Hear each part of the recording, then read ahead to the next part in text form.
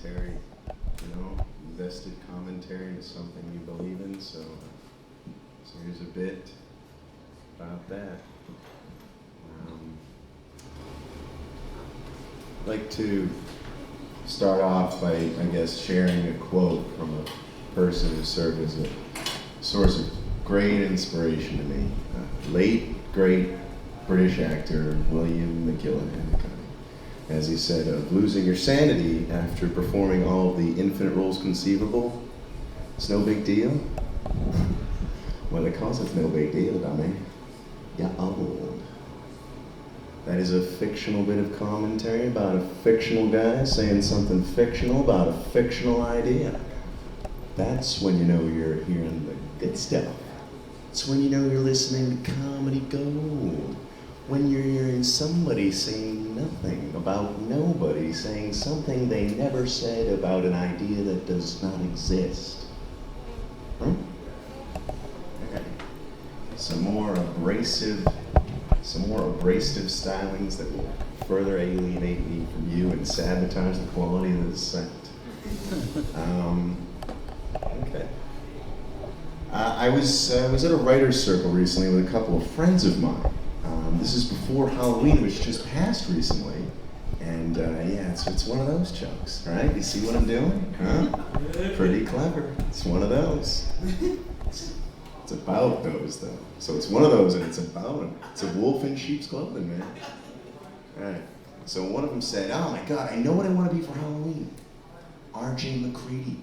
And my other friend said, "Yeah, but you're gonna need a flamethrower pack and a fake beard." And he turned to me and he said, "Can you use your beard?" And I wasn't thinking. I said, "Yeah, sure."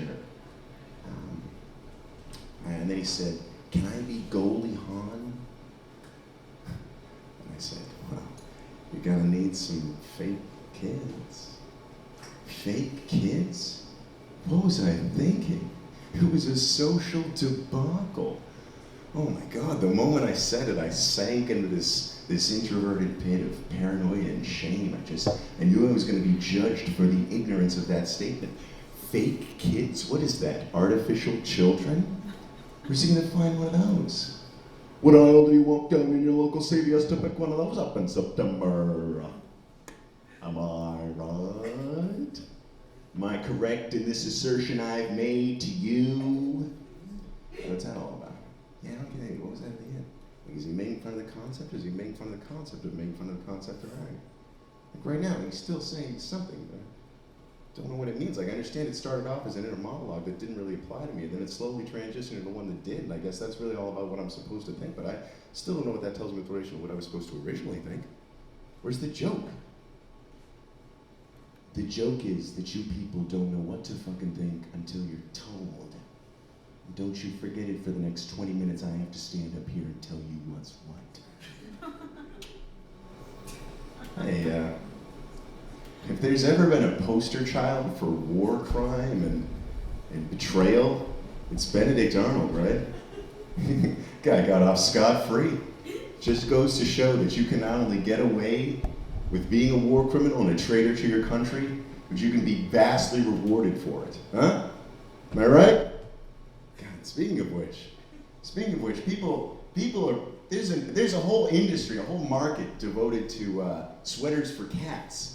And that occurs to me as something so, it's not, I mean, it's obviously something trivial, but like, we've got people devoting their lives to that. We need to fucking work on getting off this rock, man. We can't fucking stick around here. This is a very temporary arrangement. We're in the last million years of our stay on this planet. The sun is going to expand. Our space travel is so rickety, you have to meet physical prerequisites that are absurdly exclusive in order to qualify.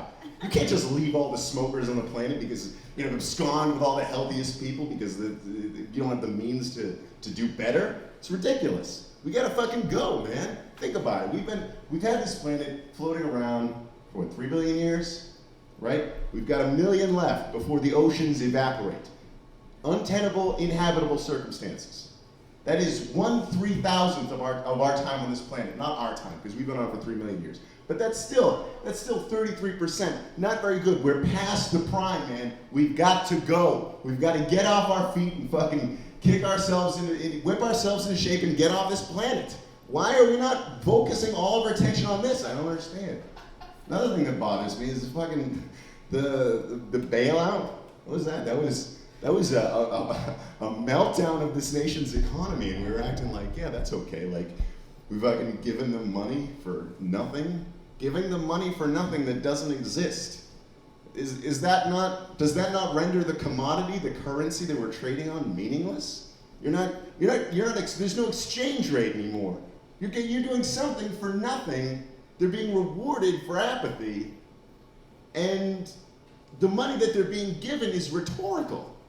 So isn't that a complete meltdown of the economic infrastructure? I don't understand how that works. And it seems like a vast inconsistency. It's not funny. It's horribly hopeless, because that's where we're living. And that's like fine. That's the status quo. You know, I don't know. I've not been keeping track of time. I'm sorry. It's very rude, and I do it routinely. Okay. What do you got? Yeah? Do I have one more thing? It's a little long. That's cool. Okay, all right. I was really nervous about my set. I was pretty anxious. I didn't know what I was going to say. So I was with another friend, different guy, different story, different set of events, and naturally the context is different. So I didn't need to cue you into that. That was extremely patronizing. But that's the nature of my performance. I hope you like it. Sorry for that little caveat. And he was trying to encourage me. He said, "Well, what do you think is funny? What do you want to say? What do you want to put out there? What are you interested in?" I said, "I don't know, man." And he said, "No, come on. What do you think is funny?"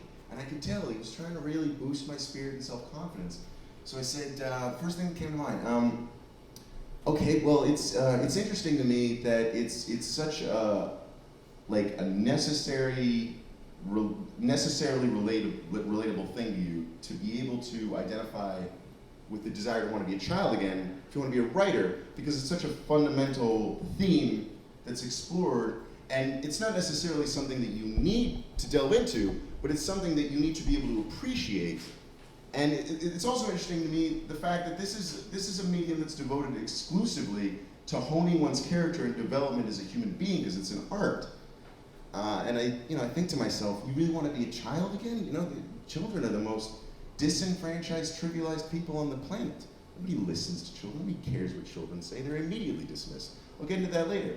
Do you remember the exaggerated experience of time dilation you had? Seasons were interminable. Days would be ceaseless. You'd be caught in an inescapable, constant, perpetual nightmare.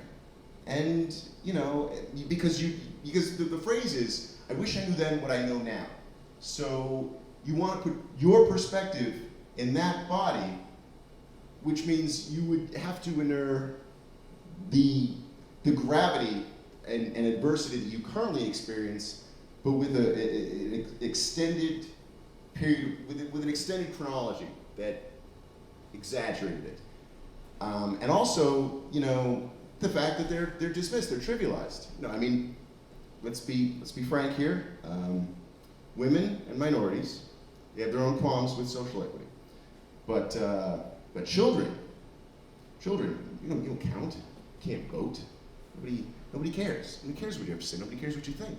You can't respond to a group of people like that. Like, oh yeah, Billy just came up to me and he shared this really digressive story filled with non sequitur, and he acted like he was really proud of it and he wanted me to get on board. It's like, well, yeah, but Billy's just being black, right? Because that's what black people are known for, is expounding nonsense and lacking the self-awareness and intelligence to realize that it's garbage. You can't treat people like that. And furthermore, what if you were in an imminently doomed scenario? What if the world were on the precipice of destruction? You'd be completely impotent to do anything about it, but you would be overwhelmingly aware of the consequences. And because the proclivity of people who are wise, the tendency is to want the rest of the world to be infected with that insight and wisdom. You're ultimately hoping for a world by that metric, to identify with the desire to be a child, to be able to appreciate it at least. So you want to live in a world of people as irresponsible and lacking in foresight as you. So ultimately, in a world that's potentially doomed. So it's an ultimately terrifying, thought-provoking and scary question. I'm redundant, but it's a scary question to me. The fact that the wisest, most sophisticated, mature, intelligent people on the planet want to be doomed children. And he said, so you think that's funny? And I said, no, I thought it would be amusing to subject you and an audience of people to the experience of listening to all the thoughts that just came out of my mouth and passing it off as comedy. Thanks, guys.